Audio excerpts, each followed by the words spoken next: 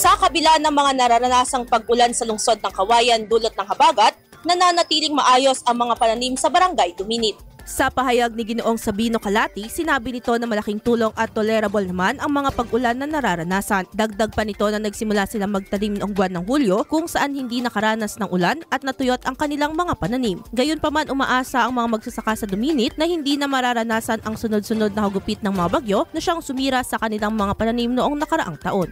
Idol, nanunuyubat ng hina ang elasticity o pagbanat ng balat, bumababa ang fat levels sa ilalim ng balat, gayon din ang collagen availability sa katawan, kaya naman 50 pa lang mukha ay kulubot na.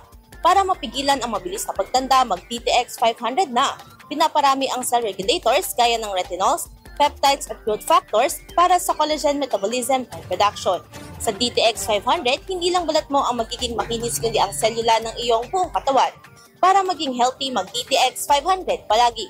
Para sa IFM News, ako si Idol Sena Mariakdang, Idol. IFM News.